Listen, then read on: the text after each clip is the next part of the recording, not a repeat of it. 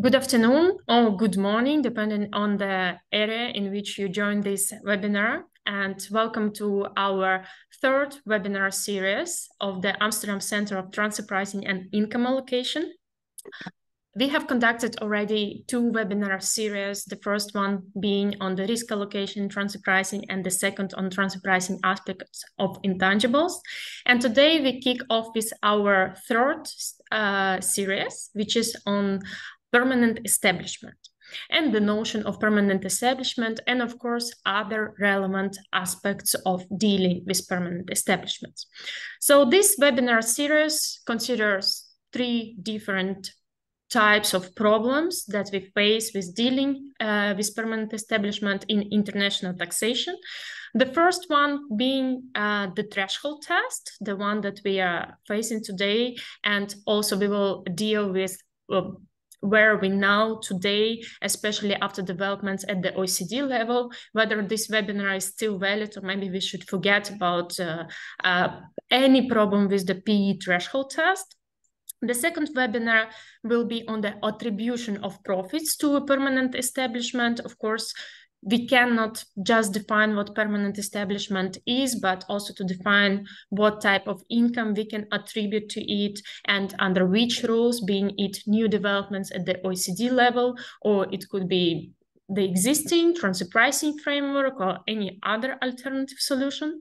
And the third webinar will be on the interactions between the rules on the attribution of profits to permanent establishment and transfer pricing rules. As we know, in some countries, it could be also quite a challenging task to align those rules together. And also at the OECD level, there was a huge work performed in this respect. However, whether there are still any loopholes left or not, that we will discuss already in December. Many thanks, special thank you to Richard Collier. He's the organizer of this series, and he's an associate fellow of Said Business School at the University of Oxford, and also a fellow of the Amsterdam Centre of Transfer Pricing and Income Allocation. I'm sure that Richard is today with us, and he will be watching this webinar, and I hope that he will also enjoy it. And during these three webinars, distinguished tax experts will dive into different topics, and we will organize one webinar each month. So the first one today is 19th of October, the next one will be 16th of November, and the third one will be 7th of December. It's always Thursday, it's the same time at 4 p.m. Central European time, and you can also find the schedule and the registration links on our LinkedIn page. Today, we kick off with the first presentation, and we are very glad to have Professor Scott Wilkie with us. Professor Scott Wilkie, he just mentioned that he recently retired from Osgoode Hall Law School of York University in Canada. But as I stated before in our preparatory call, it's impossible to retire from being a professor. It's a mindset. So yes, I would say professor. And he also recently joined us as a research fellow of the Amsterdam Centre of Transfer Pricing and Income Allocation. Professor Scott Wilkie widely published on different topics, and he teaches and writes broadly about taxation, international taxation, and tax policy. He's a former vice chair of the Permanent Scientific Committee of the International Fiscal Association. He served as a president of the Canadian branch of the International Fiscal Association and is a past chair of the Canadian Tax Foundation. Thank you so much for joining us today. Thanks very much, Svitlana, and I'm delighted to be here. And as we unwind this webinar today, as our preparation together will indicate, we're touching on a topic that's quite close to my intellectual heart, and one where my views have tended to diverge a little bit from the mainstream. So if you'll bear with me for 1 second, I'm going to share the screen.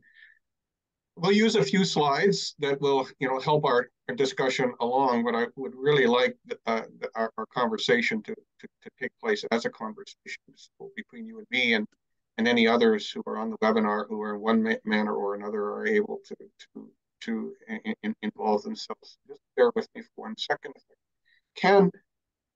And I have the screen up. The title of this webinar is, quite revealing in itself. It presumes that there are threshold problems. It presumes that there are problems with the PE notion. These problems need to be overcome, and we should be engaged in a way that effectively reinvents the notion of permanent establishment. But I think that you might ask the question, what is the context in which this is happening, Svitlana? Exactly. So as you all know, we recently have a developments at the OECD level, in particular, multilateral convention on the implementation of Pillar 1. So my question would be to you, Professor Wilkie, is whether you consider this to be the solution to all the problems of the digitalization, and actually what kind of problems do we solve with Pillar 1?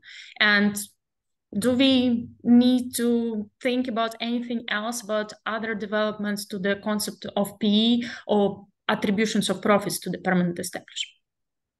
Well, you forgive me this whimsical slide, but I think that we've been on a bandwagon for a while. That is, we've all assumed that there are problems.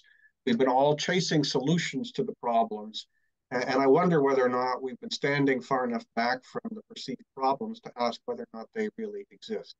The development that you're mentioning, that you're alluding to, with respect to the multilateral convention, which the OECD announced on October the 11th, I think is identified.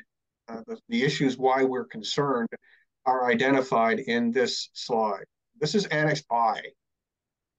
This is Annex I to the multilateral treaty that was announced with great fanfare on October the 11th.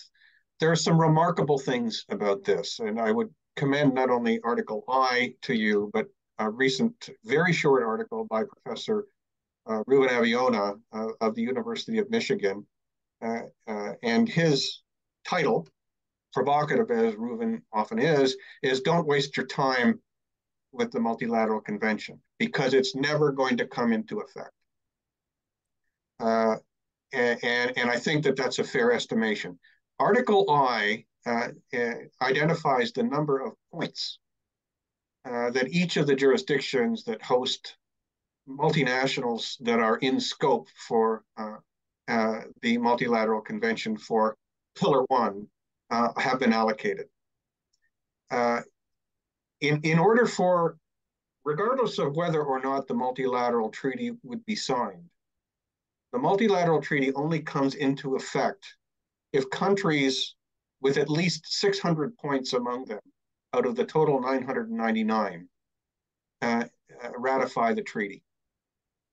There's a very big number in the second to last line, 486, the United States. Without the United States ratifying the multilateral treaty, it cannot come into effect for anybody. As Professor Aviona points out, taking into account this treaty math, treaty arithmetic, and the political situation in the United States with respect to treaties, which many know well, in order for a treaty to come into effect in the United States Senate, by a supermajority, 67 out of 100 votes, has to agree to it. The likelihood of the United States in its current condition with respect to the pressure that its multinationals are exerting, the likelihood of the United States ratifying this treaty is essentially zero. That's Professor Aviona's estimation, and I agree with him that I think that Pillar 1 is a nice idea, perhaps, but it's not going to happen. And so if the question then is, well, if Pillar 1 is not going to happen, and if Pillar 1 has existed as a manifestation of the international tax community's perception that the PE notion is broken, that it is insufficient in order to allocate income, taxing rights with respect to income, to jurisdictions where, quotes, markets are located, what are we going to do? It provokes us to ask the question, well, are we really back to square one? or how did we get into this situation? And are we really trying with Pillar 1, or have we been trying with Pillar 1 to solve a problem that doesn't exist? And if the problem doesn't exist, how doesn't it exist? Professor Wilkie, first of all, I forgot to mention that any one of you also could ask a question in the chat or Q&A session. So then I will address to Professor. And also regarding to, of course, very interesting aspects that the United States probably will not ratify Pillar 1, and the Pillar 1 project is just over, which is a great pity because so many resources were wasted for this project. And you mentioned that we will get back potentially to square one. And my question would be that I hear lots of different thoughts of what was the initial idea of Pillar 1 project. What did we try to solve? So as you mentioned, maybe there was not even a problem. But yeah, we tried to allocate profits to the market jurisdiction. Pillar 2 tried to provide also some solution to the digital economy, but then it resulted in a minimum taxation. Solve the problem of digitalization. Do you consider that solving the problem to digitalization and allocating more taxing rights to the market jurisdiction is the same kind of a problem? Yeah, I think it is. I think it is. And in order to explore these questions that you're asking, which are the questions that I think that need to be explored, I think it'd be helpful to have a little example in mind that's familiar to everybody on the webinar, because everybody on the webinar has done this, and not once, many times more than once. So just imagine this set of circumstances. You want to go shopping at this is my favorite department store in the world, Mason in London. So there are two ways in which you can go shopping at Fortnum and Mason in London.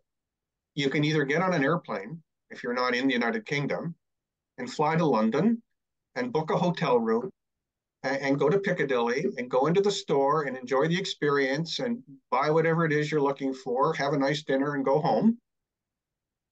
Or you can set your laptop up on your dining room or your kitchen table. You can open it up and you can import the entire Fortnum and Mason department store into your kitchen or your dining room. And then you can browse the aisles and floors just as you would do in the physical store in London. You can locate what your purchase is. You can make your purchase. You can commit to the contract with Fortnum and Mason to complete that transaction. Use your own usual medium for payment, your credit card, and then your goods or your services, depending upon what they are, will be delivered, in many cases, almost instantaneous. And in some cases, through the facilitation of a local facility. That's a completely ordinary commercial transaction, but for one thing. And the one thing is that you don't have to get on an airplane, don't have to book a hotel room, and don't have to travel physically. But otherwise, the commercial elements of the event are exactly the same. They're exactly the same. So that leads us to say, well, if that's the case, what are tax systems really interested in? What are the kinds of questions that the PE notion in its infancy existed to deal with? And I've put a number of them up on this slide, and I'd be happy to share these slides with you if you want. But what the PE notion is contending with is identifying what the event is, what the transactional event is, and where it took place, or where elements of it took place. And whether your experience in conducting a transaction so-called digitally, digital is just a modality of communicating. It's just a way of communicating. It's a train, it's a boat, it's a road. Is your experience from the standpoint of what tax systems are interested in, from a fiscal point of view, different because the road isn't paved with asphalt, it's in the ether, it's electronic. If the commercial event isn't any different in terms of the persons that it touches. And that asks us to say, well, what are tax systems trying to do when they allocate taxing rights? What do they have in mind? Let's count the number of bricks. That's what matters. Or do they have in mind, let's look at the rhythm of the commercial event as it otherwise takes place in the context in which it takes place and determine its proximity to the source country, the jurisdiction that might otherwise have and wish to be able to continue to exercise taxing rights. Because after all, treaties relieve taxation that otherwise exists because in a business context, a non-resident is considered to carry on business quotes in the jurisdiction. So that really does provoke us to ask, if that's the case, if that's the normative standard for allocating taxing rights in a business context, is there a PE problem? Or are we being provoked to think a little bit harder about what PE means? I would ask the second question is that you mentioned that there is a modality, that digital is just a modality to communicate, right? Or to order, let's say, something that you would like to have now from your home. However, digitalization also enabled different business models, and those business models would be two-sided platforms, where on the one side we have consumers and those that indeed, let's say, just sit and order, consume certain goods. And on the other side, there could be different type of users that contribute to the value of the platform, of the digital business. And at the same time, it could be the case that these two groups of consumers are located in a different jurisdiction. So again, we get to the square one. Pillar one tried to allocate more taxing rights to the market jurisdiction. So this commercial event that you mentioned, that we don't care about bricks, but we care about commercial events that happen in a certain geographical location. What is that commercial event? Does it refer to market, so to sales, or it could be also extended to cover other forms of commercial events? Well, I don't think market is not, like so many things, and so many of the notions that tax systems sit on that originate not only in simply commercial affairs, but also the private law context. Market is not a term of art in taxation. It's descriptive. And what is it descriptive of? It's descriptive of a set of circumstances that essentially unlock, monetize, make accessible for independent use value of some kind. Because tax is always about transmission of value from place to place. I mean, that's a good place to start any tax analysis. Is there a transmission of value? If so, how do we categorize it? So whether we're talking about B2C, that is business to consumer, or B2B, business to business, or as you say, platforms of persons who are in various places, sitting down, doing things that assist others in other places to do what they're going to do, there are always two sides. If we break apart, to use transfer pricing language, the supply chain, whether it's a supply chain or a supply context, a supply paradigm, there are always a beginning and an end point to particular events, even if the chain is longer. So there are always, quotes, consumers, and the market for what the originators of the event are doing is the place where somebody, either in a consumption context or a business context, takes over whatever it is that has been originally produced and either uses it in a final way or uses it to incorporate in something else. So there are always these transmissions of value, even if the web within which they happen, to use a pun, the web, it might be a complex web. Now, your question implicitly asks another question, which is, well, how much does the context of a business activity really matter, and how much does the context of how our perceptions about allocating taxing rights matter? And I think it matters a great deal.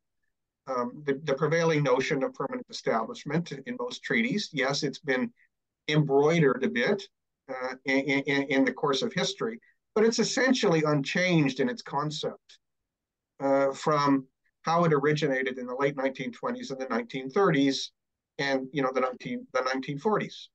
And why did it originate the way it did? Was it I'd ask the question,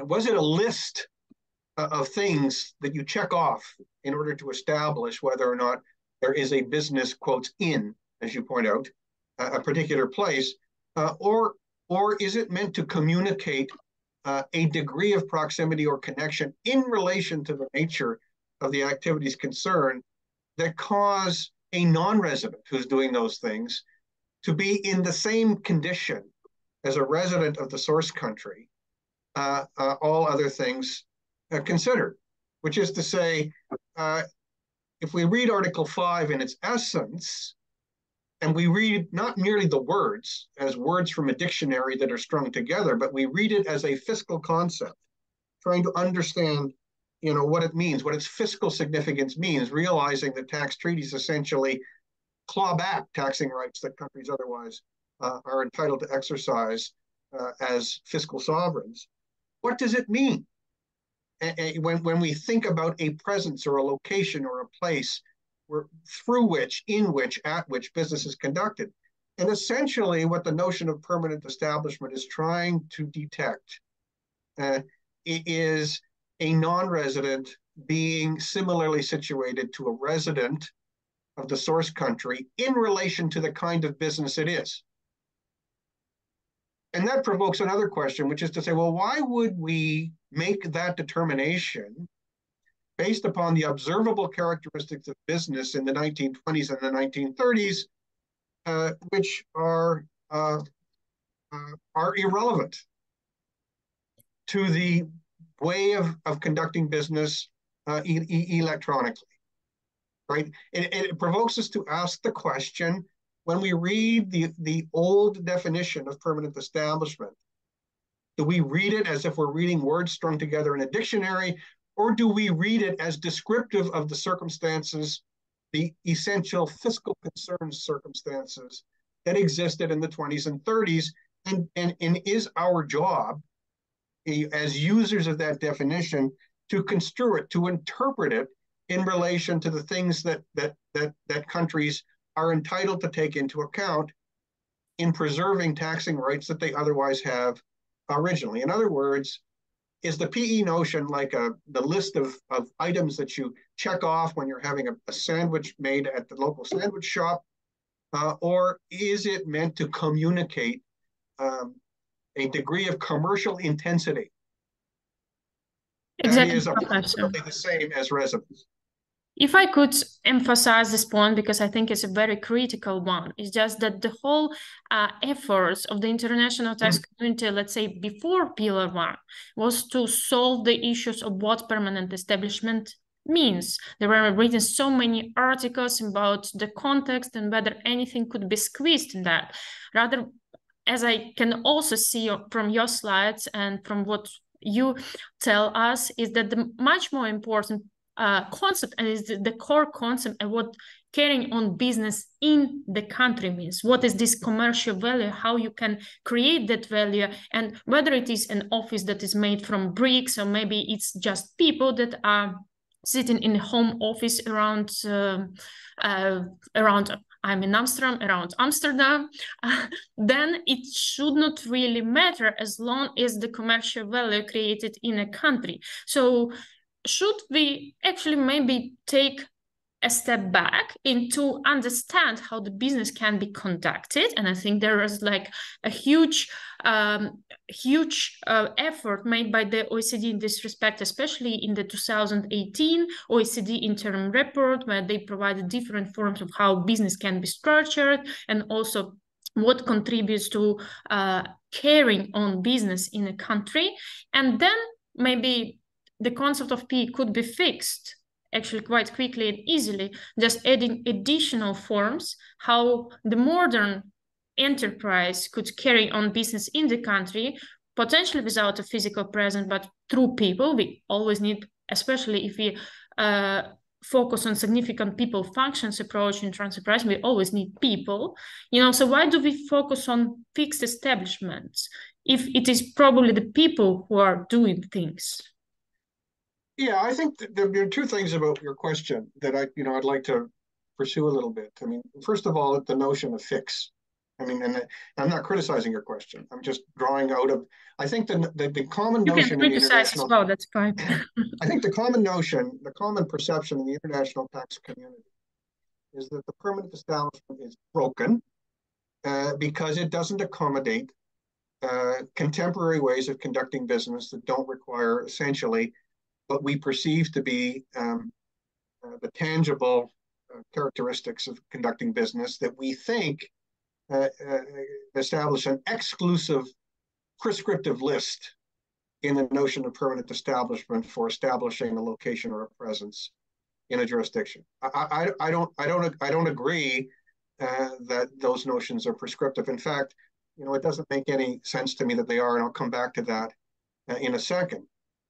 Something else that I would like to mention is that we assume that if we just take the notion and we just add stuff to it, we bolt things on, we make the list of the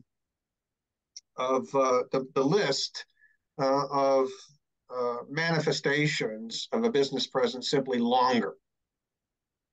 I think that in tax matters generally, whether it's domestic tax matters or international tax matters, there's a serious danger in doing that. And the danger is that the more signposts you provide, not only to taxpayers, but to countries too in relation to each other, because countries are economic actors in relation to each other. They have conflicting interests. They're not altruistic with respect to each other. They're not giving away their tax base. That's not what they do. You provide opportunities to navigate these signposts in order to achieve exactly the outcomes that you would hope to avoid. And that's one of the implications of suggesting that somehow or other, these parameters for allocating taxing rights are broken, or they're inadequate, or they don't work. It's effectively a concession against interest. I mean, I would go further in answering your question and say this. Let's look at a non-tax point of reference for this. This is David Harvey is a very famous economic geographer. Leave aside his political leanings. What economic geographers notice is that exactly what has happened in commercial life happens. Not surprisingly, and the red in this quotation mark is, I think, very important. Space and time shrink. That's what digitalization does. Digitalization takes things that used to require buildings and roads and rail carriers and boats, and they eliminate all those things. The commercial event is still the same, but the modalities for achieving it are different. Space shrinks, time shrinks, interdependencies become more entrenched. We have a compression. Effectively, you can be everywhere and nowhere at the same time. And that's what we're contending with when we think about Pillar 1 or Pillar 2 for that matter. But what I can draw from this metaphor from economic geography, time and space compression, is that the commercial events that we're contending with haven't changed, just the means for accomplishing them have changed. So let's go back to the real premise of the question you just asked. The premise of the question you just asked is that somebody who doesn't require what we perceive to be the trappings of a tangible business presence in the source country isn't quotes in the source country. Let's go back to the Fortnum and Mason example. So I'm sitting here in Toronto, and the festive season is upon us pretty soon, and I would like to go and do some of my shopping. I don't want to go to England. Not that I don't like going to England, I just don't want to go. I don't have time. So instead, I bring Fortnum and Mason into Canada. I establish a branch of Fortnum and Mason in Canada on exactly this desk that I'm at doing the webinar. And everything that Fortnum and Mason has to offer is there for me to choose, and I otherwise conduct the shopping expedition that I would conduct. Now, is that a one-sided transaction? Am I just a consumer dealing with Fortnum and Mason? Or whether it sees it that way or not, am I the representative of Fortnum and Mason in my country? Am I, for the full metamorphosis of the transactional event, the store of Fortnum and Mason now existing in Toronto, just as much as a pop-up store might exist, during the festive season in December in what otherwise would be an empty store. Because the time over which the establishment exists doesn't matter. I mean, there's case law, ordinary case law that exists now that says, well, a pitch in the marketplace, a stall at a fair for the duration of the fair is a permanent establishment or can be a permanent establishment because in the context of the relevant activity, it's as much of a presence that's required. So Fortnum and Mason is in my kitchen. It's there because I brought it there. I am its agent. I have a dual role. I am Fortnum and Mason. I am the appointed representative, and I became so because in order to do this, I had to tick a bunch of boxes on the website saying I agree to give them control over the circumstances for as long as it's necessary in order to complete the transaction. So, why? So why, in the ordinary way of thinking about a permanent establishment, a physical presence, doesn't it have one in my kitchen? all right, but what would be then the criteria? We still have permanent established as the concept to define the source country under tax treaties. Yeah. And as far as I can follow your line of thoughts is that potentially we come up with a different problem on solving the issues of digitalization that might not necessarily be a real problem. Yeah. And how would you solve something maybe that doesn't exist, but still it is on the political agenda that we would like to allocate more taxing rights to the market state because there is certain value that can be derived from the market.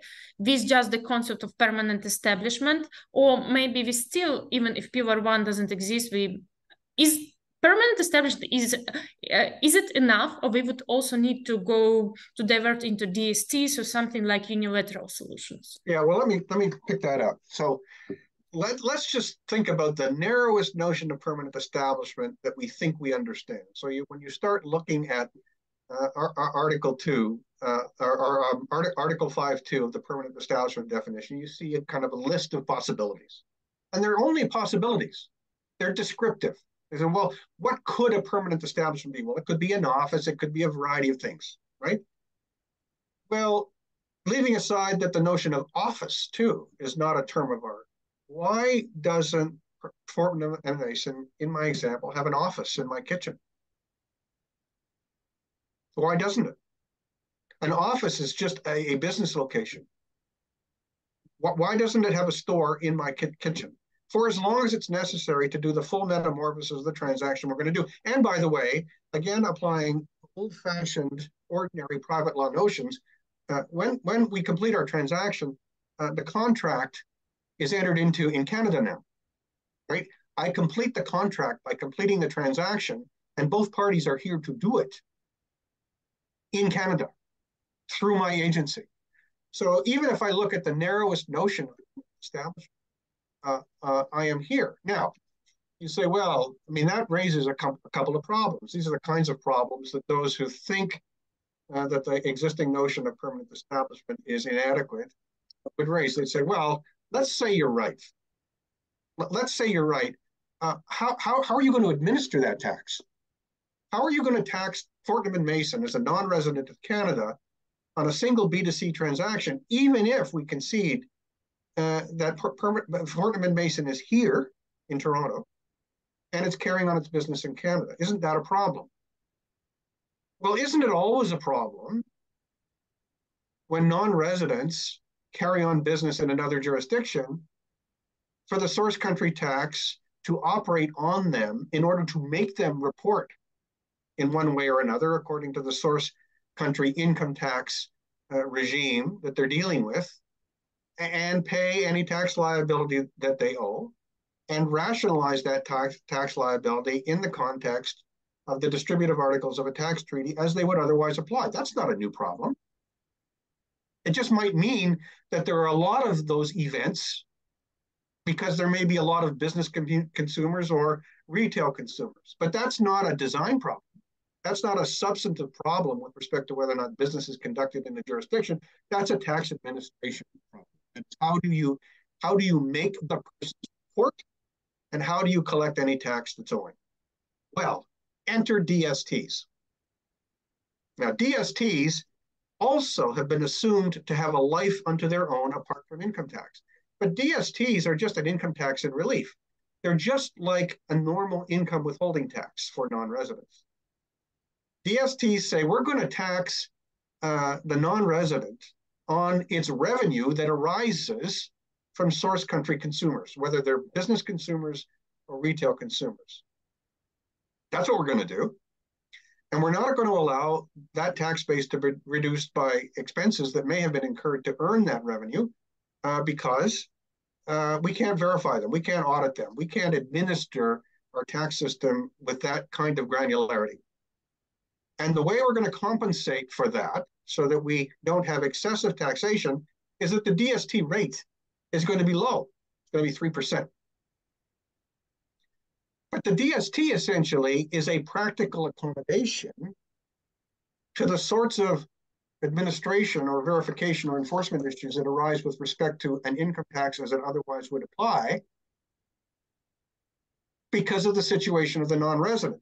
But the presumption underlying the DST is that there's business carried on in the source country, and that business carried on in the source country is equivalent to what source country residents are doing in exactly the same circumstances, which is the justification in the first place for taxing non-residents carrying on business in the source country, subject to relief that tax provides. There's a couple of other perverse implications about the DSTs, aside from the fact that they've been allowed to take over the discussion. One of them, thinking about the United Kingdom diverted profits tax, which DSTs are a lot like, is the diverted profits tax in the UK existed exactly to deal with these sorts of questions, where seemingly a business was conducted in the United Kingdom without a permanent establishment. If the DST is perceived to be other than an income tax, essentially it excuses or is thought to excuse the taxing jurisdiction from its international commitments under income tax treaties, and it creates problems in the country that from which the businesses come with respect to foreign tax credit. Those are serious issues with respect to achieving the objectives of international tax for allocating taxing rights. But the DST, if you think about the DST as simply a withholding tax, one, by the way, that the OECD assiduously avoided talking about in BEPS, because I would say the OECD countries understand that this would work or could work. There's nothing particularly novel about a DST. It's why income withholding taxes exist at all, even in the typical context, to deal with circumstances in which a non-resident is somehow or other present in a source country, but not in a way that easily accommodates tax. So if I can follow your line of reasoning correctly, so is it the case that you argue that basically the main justification for taxing income, including the income of the digitalized business models and including from the market jurisdiction, is already there under tax treaties, meaning under the Article 5, which says you're carrying on business in a country, and then it means that you are allowed to tax under Article 5.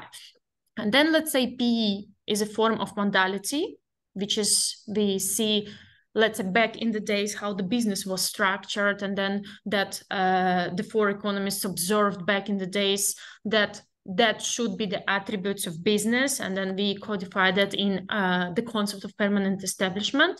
And then let's say the way to administer the allocation of profits and collection of that tax, let's say for the permanent establishment, as we know now, it's transfer pricing rules.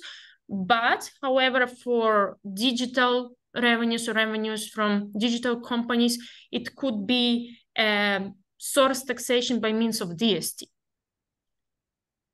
So is it the line of reasoning that you find logical? Yeah, it is. I mean, I think that because, the starting point for any of this, let's work back from the starting point. The starting point is countries have their own tax and legal systems, and they're entitled to have them. And they're entitled to apply them as they wish them to be applied. And that means that they can apply them not only to their domestic residents, but to non-residents of those countries if they think that those non-residents are engaged in an economic, business, commercial sense in their countries in a way that is similar to the way in which residents of those countries behave. I mean, that's the basis. Any income tax system we would talk about of any persons who are countries of persons who are on this webinar proceeds that way. It asks that question in its own way. Is the non-resident carrying on business in my jurisdiction? And if so, the tax law of that jurisdiction says you're taxable. And what the treaty says is, well, not so quickly, because if we don't have some guardrails, which is exactly what the League of Nations did, the four economists did, what Mitchell Carroll did in the 1930s.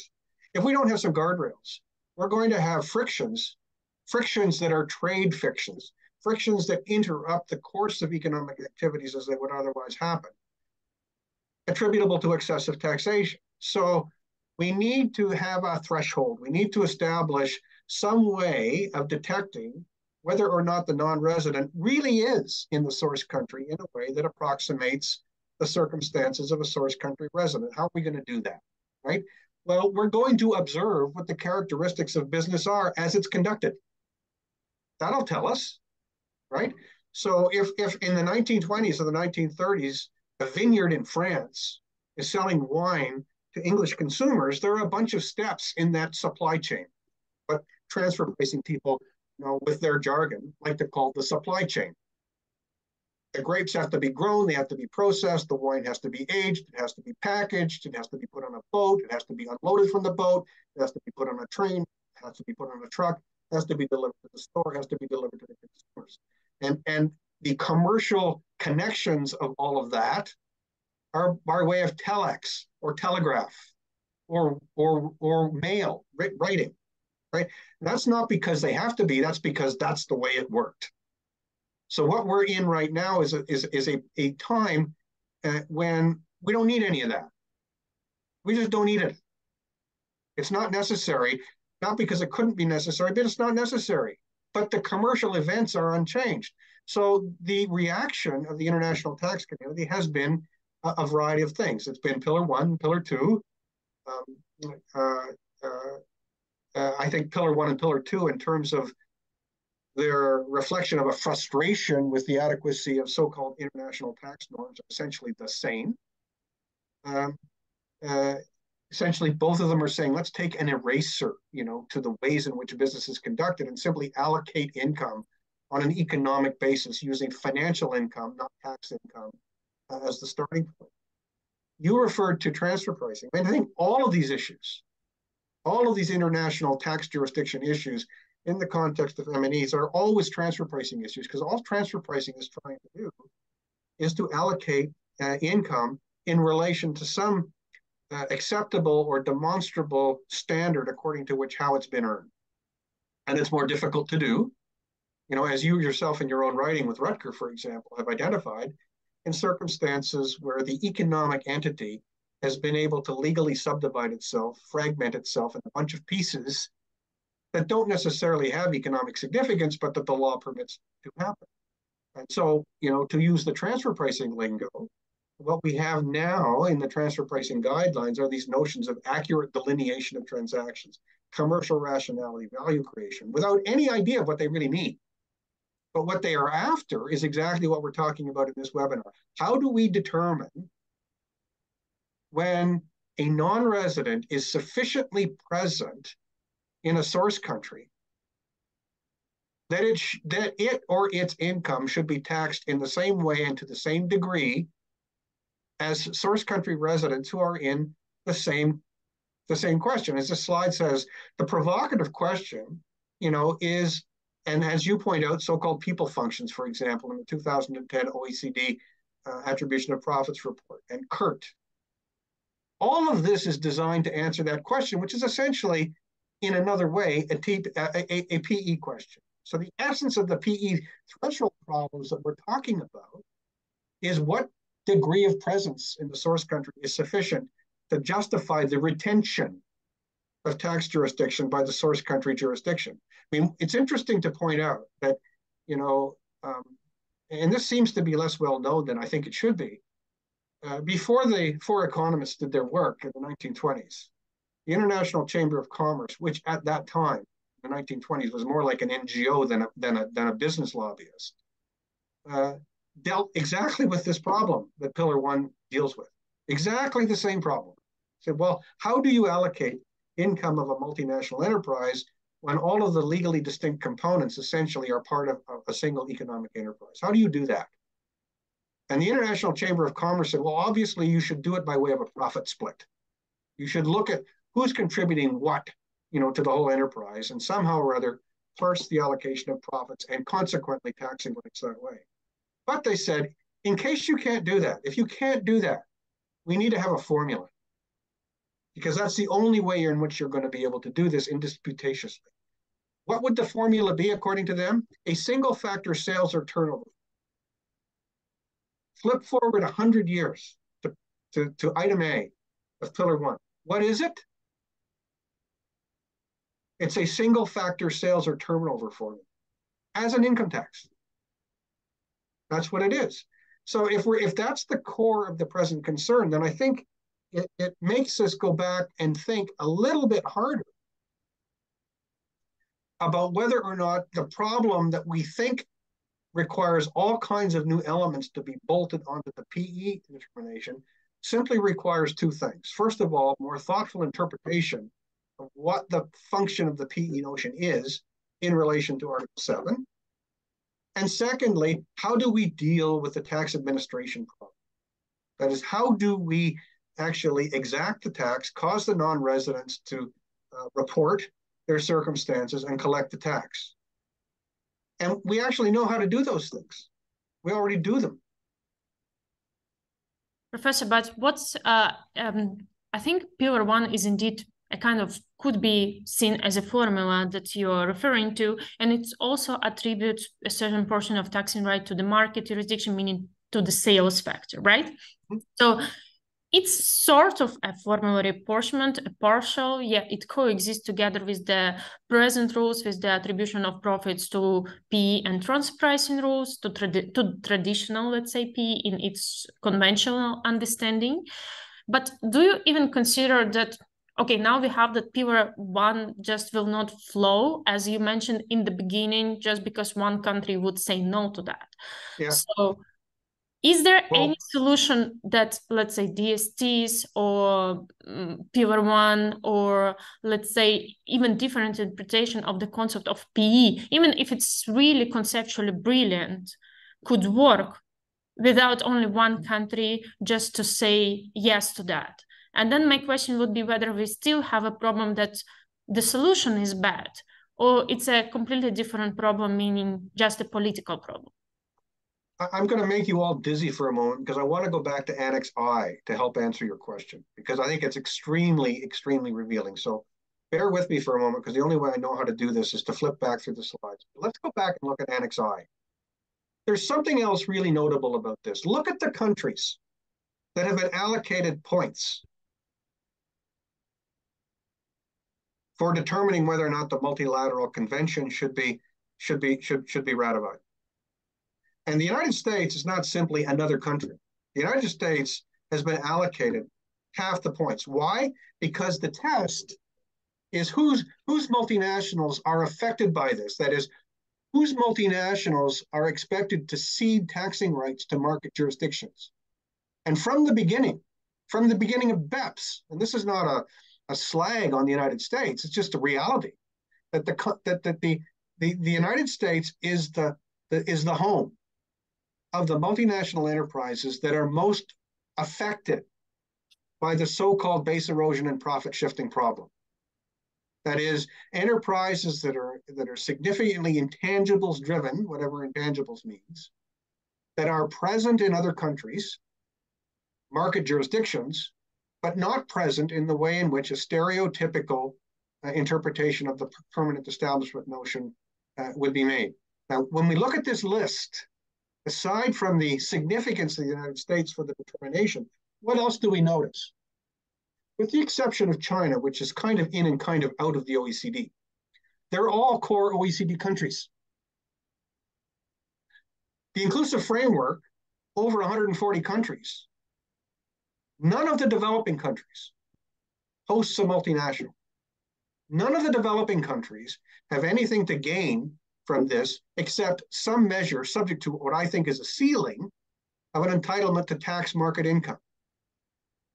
So the OECD countries essentially have established rules in Pillar 1 with respect to item A about how much of their tax bases they're prepared to give up. The controller of that determination is the United States, because that's where the multinationals who are most affected by any of this are, and derivatively the other countries, and they're not going along with it. That is, they don't want to give up jurisdiction to tax, market, whatever it means. They're not going to do it. And if they don't do it, if they don't agree, I mean, everything about tax is political, right? I mean, political in the sense that tax is simply what enables fiscal judgments, fiscal determinations to be made in a country's interest. They don't do it, it doesn't happen, right? So look at that list. The OECD essentially is in control of how much tax base gets allocated to the non-OECD countries if the United States agrees to do it. And the only logical assumption is that the United States is not going to do it. So do we stand back from this and say, this has been a grand failure, Pillar 1? Or do we say, you know what, Pillar 1's been a very useful exercise? Because what Pillar 1 has directed us to do, much as we're trying to do, I think, in this webinar today, is to understand as opposed to merely recite what it means to carry on business in a jurisdiction through a permanent establishment and earn income there. And with that understanding, we might come to the realization that maybe we can make the existing rules work in a way that is contextually significant with the present business circumstances, just as they originated with the context in which business was conducted in the 1920s, the 1930s, and the 1940s. And wouldn't that be a useful thing? Which means then our real challenge isn't a substantive tax jurisdiction problem, because we now understand that better. Our real challenge is how do we administer and verify compliance with such a tax base? And what can we learn from our experience here that will allow us to do that a bit better? What can we learn from our experience that will allow us to do a bit better? Because as this slide suggests, the questions that we're talking about, which we slap the label digital on, meaning an insubstantial presence in the source country, are not new questions either, right? So as this slide indicates, well, we've been asking whether a business presence is a PE in a variety of ways for a long time. Even the OECD's famous painter example is exactly that, right? If a painter goes for a while to a jurisdiction to paint a building, and even goes home on the weekends to the painter's home jurisdiction, does the painter have a permanent establishment where the painted building is or not? What about a server? I mean, tax authorities have been dealing with servers for a long time. Can a hotel room that is regularly occupied in order to prosecute the business of the non-resident be a permanent establishment? I mean, those are just code words for what we now call digital. And if we think that we understand what the significance of a business presence is in the context in which the business takes place, would we be better served, as the last bullet on this slide suggests, by making an effort to construe rather than merely read the PE notion and think about how it could be administered in a verifiable way? How do we deal with circumstances now where a non-resident's property is present in a source country, but the non-resident is not personally there, but clearly can only derive income through the source country resident's use of its property? How do we do that now? We do it through withholding taxes.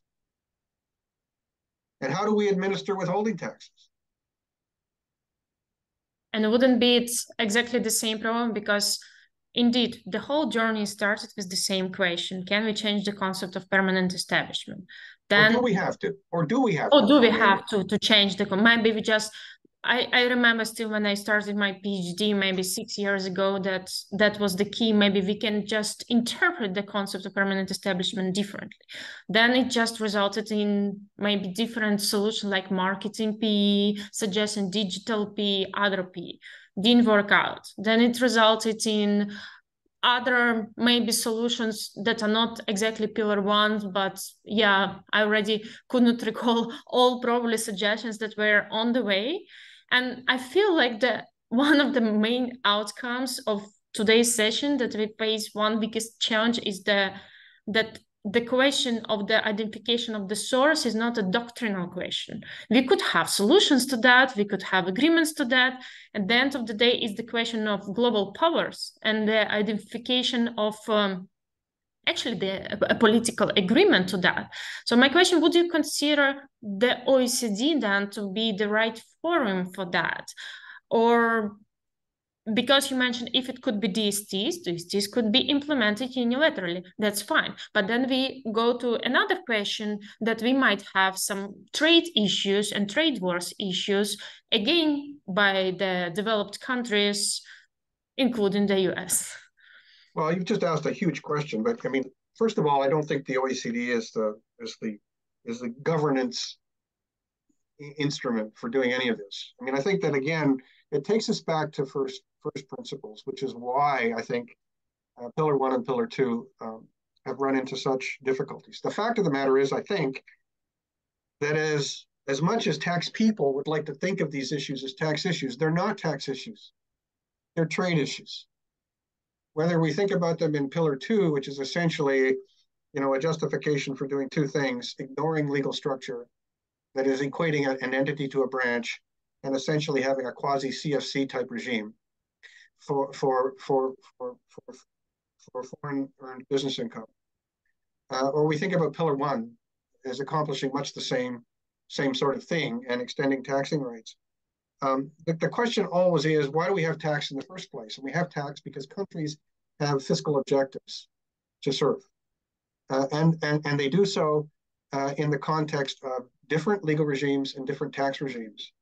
And if the expectation is that the tax regimes and legal regimes should be the same, I think that that's an unreasonable expectation, because the fiscal characteristics of countries, their resources, their judgments about social welfare systems, their economic objectives, they're different. So that means that we're back to the original trade question in the 1920s, which is to say, well, in what circumstances are countries essentially going to give way to each other in terms of taxing rights? Why are they doing this? Because they're altruistic? Because they're being nice? No, they're doing it because they're looking for mutual self-interested advantage. It's transactional. That's what they're trying to do. So rather than try to make the world into a universal tax system, which isn't going to happen. I mean, the United States' reaction to Pillar 1 is exactly that. Why don't we go back and think about tax as an element of the trading function? And another piece of this, which is for another webinar, is when countries make judgments, concessions with respect to how their tax system would otherwise apply, is it possible to characterize those concessions as essentially aid or subsidy? Which is the other side, or another element of this large discussion, which is to say, countries have been quite satisfied historically to think that they were operating within the parameters of the GATT, now the WTO agreements, and even more recently, Article 107 of the Treaty on the Functioning of the European Union, notwithstanding what Article 116 or 18, I forget which, says, but essentially they've been flying under the radar of aid and subsidy with respect to the normative characteristics of the tax systems, and not so much anymore, as the litigation in Europe with respect to transfer pricing indicates. I mean, the big competition and trade cases in the EU with respect to the multinationals are transfer pricing cases. And why?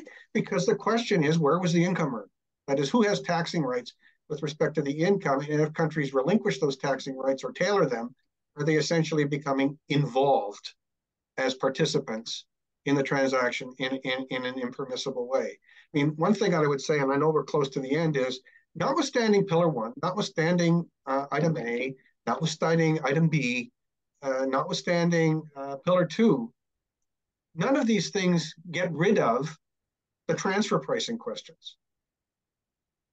none of these so-called new constructs get rid of the same old questions that the current transfer pricing guidelines like to characterize as value creation. Because in determining how item A would have applied, you have the same transfer pricing questions. In determining how item B in Pillar 1 would apply, you have the same transfer pricing questions with respect to measuring function and relationship to value. In Pillar 2, you have exactly the same questions. Where was the financial income? Where should it be considered to have been earned? So if all of those things are true, then maybe we need to go back and think just a little bit harder about what taxable business presence really means. And maybe move away from the assumption that the permanent establishment notion is broken at all, that there are problems at all, and think a little bit harder about how we might think about it in its contemporary setting.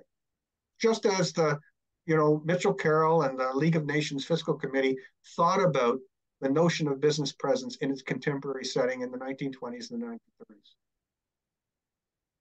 Thank you so much. I think we have a lot of food for thoughts after today's webinar, and a lot of new ideas for the next webinar, as well as good news for transfer pricing experts. The transfer pricing is still there and gonna stay, hopefully. So I thank you. Thanks a lot for this webinar session and for sharing your ideas and views and the years of experience on this topic.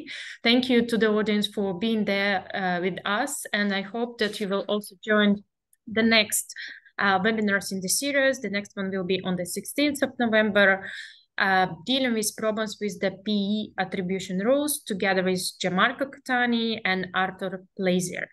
And thank you so much, Scott, again. Thanks very much for inviting me to do this. I mean, as you can probably tell, I'm somewhat passionate about this because I find it frustrating a little bit not to go back to basics and think a little bit more about what these things mean as opposed to what we all think they say. Exactly. Okay, thank you. And then I will end the webinar for everyone. So see you next time. Thanks a lot. Take care. Bye-bye.